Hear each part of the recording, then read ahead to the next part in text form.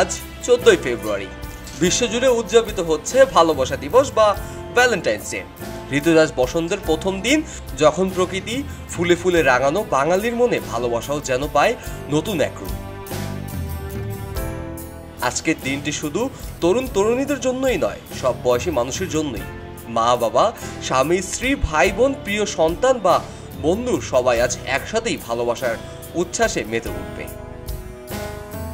Valentine's ডের পশ্চিমা সংস্কৃতির অংশ হলেও বাঙালির হৃদয়ে দিনটি যেন এক নতুন রঙে সজ্জিত হয়েছে। আজকের দিনটি প্রতিটি সম্পর্কের জন্য বিশেষ। ভালোবাসা দিবসের দিনে উপহার দেওয়া নেওয়া, চকলেট, পারফিউম, বই, হীরার আংটি অথবা কোনো ছোট্ট চিরকুট, সবকিছুতেই ভালোবাসার স্পর্শ থাকবে। রাজধানী জুড়ে বিভিন্ন শহরে কনসার্ট, মেলা অনুষ্ঠিত হচ্ছে, যা দিনটিকে আরো বর্ণিত করে তুলবে।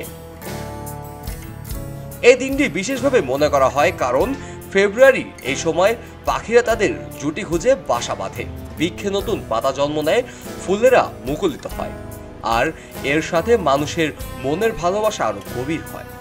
ফুল, চকলেট, গোলাপ, প্রিয় পোশাক সবকিছুই আজ ভালোবাসার সাক্ষী হতে চলেছে। ভ্যালেন্টাইন্স ডের উৎসব সূচনা প্রাচীন রোমান প্রথা থেকে। এটি খ্রিস্টান পাদ্রী এবং চিকিৎসক সেন্ট ভ্যালেন্টাইনের নাম অনুসারে পালন করা হয়।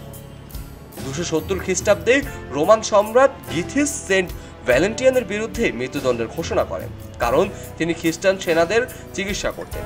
মৃত্যুর আগে তিনি তার প্রিয় মেয়েকে একটি চিঠি লিখেছিলেন, যেখানে সই করেছিলেন ফ্রম ইউর ভ্যালেন্টাইন। সেন্ট ভ্যালেন্টাইনের মেয়ে ও তার প্রেমিক পরবর্তীতে তার মৃত্যুর দিনটি ভ্যালেন্টাইন্স ডে হিসাবে উদযাপন শুরু করে। প্রাচীন রোমানরা 14 ফেব্রুয়ারি পালন করত জুনো উৎসব, যা বিয়ে ও সন্তানের দেবী জুনোর সম্মানে উৎসর্গিত ছিল। এই দিনে তরুণরা লটারির মাধ্যমে তাদের নাচের সঙ্গী বেছে নিত।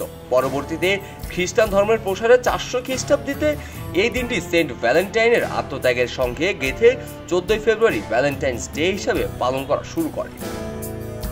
এরপর এটি ইউরোপ বা সারা পৃথিবী জুড়ে ছড়িয়ে পড়ে।